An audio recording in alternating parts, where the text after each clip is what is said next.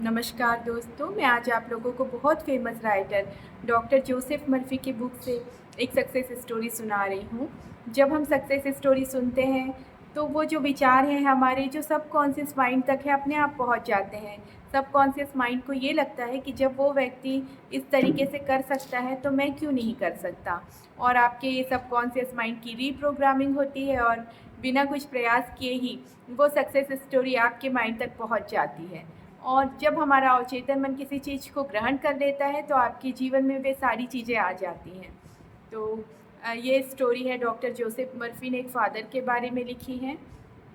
तो वो जो फ़ादर या पादरी रहते हैं उन्हें फेफड़ों का कैंसर हो गया रहता है। तो उन्होंने अपनी हीलिंग स्वयं कैसे की ये डॉक्टर जोसेफ मर्फी को उन्होंने बताया। तो वो क्या करते थे कि वो दिन में कई बार अपने आप को शिथिल करके उनिंदी अवस्था, मतलब जब होता है ना कि हमें पूरी तरीके से नींद भी नहीं आई है और हम जगे भी नहीं हैं, नींद के जस्ट पहले की अवस्था, हमें हल्का-हल्का पता होता है कि क्या हो रहा है, लेकिन हम जस्ट नींद में पहुँचने वाले होते हैं।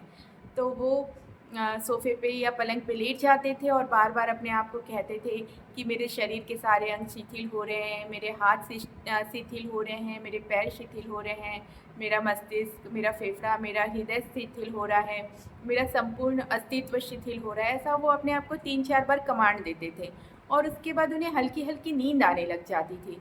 और जब वो उस अवस्था में पहुँच जाते थे, तो बार-बार एक छोटी-सी प्रार्थना या अफ़र्मेशन कहते थे कि ईश्वर ने मुझे संपूर्ण स्वस्थ बनाया है और मैं अपने अवचेतन मन में संपूर्ण स्वास्थ्य के विचार भेज रहा हूँ। मेरा अवचेतन मन जानता है कि मेरा उपचार किस तरीके से किया जाना चाहिए और मैं स्वस्थ हूँ।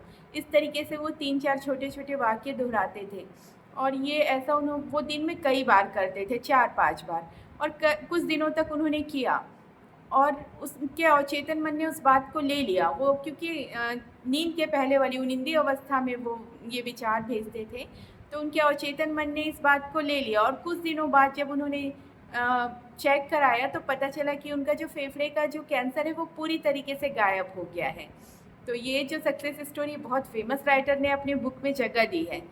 तो आप सोचिए कि कितनी गंभीर बीमारी है। उनका जो फेफड़े का कैंसर था पूरी तरीके से फैल चुका था, मतलब कोई फर्स्ट या सेकंड स्टेज भी नहीं थी। पूरी तरीके से फेफड़ों में फैल चुका था, लेकिन उन्होंने हिम्मत नहीं हारी। उन्होंने इस अवचेतन मन की जो शक्ति है, चमत्कारिक शक्ति है, उस पर विश्वास रखा और बार-बार अपने आप को कमांड दिया, आशा के साथ, उत्साह के साथ, खुशी के साथ, बिना डर के।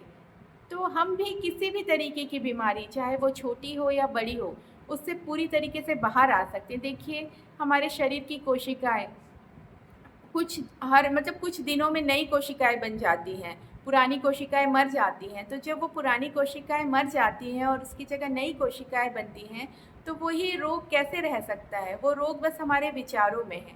जब हम अपने विचारों को चेंज कर देते हैं और जब ईश्वर ने संपूर्ण शरीर बनाया है, इतनी सुंदर पृथ्वी बनाई है, ये दुनिया बनाई है, आप चाहे ईश्वर बोल लें या यूनिवर्स बोल लें, रोग भी उन्होंने जब दिया है तो उन्हें पता है कि स्वास्थ्य भी कैसे देना है, या हमारे अवचेतन मन को भी पता है कि संपूर्ण स्वास्थ्य कैसे प्राप्त करना है। बस आपको ये विचार वहाँ तक पहुँचाना है।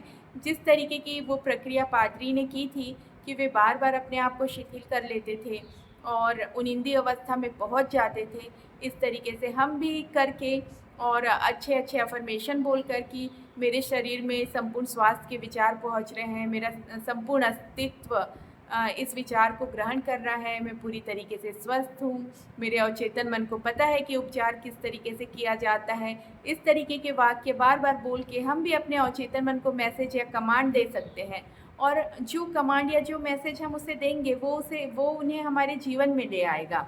और इसके बाद डॉक्टर जोसेफ मर्फी ने लिखा है कि जो भी प्रार्थना में मांगेंगे, विश्वास रखने पर वह आपको मिल जाएगा। तो इस लाइन की आप गूढ़ता को सोचकर एक बार देखिए कि उन्होंने क्या लिखा है, जो भी मांगेंगे और विश्वास रखेंगे तो वो आपको मिल जाएगा। असंभव कुछ भी नहीं है।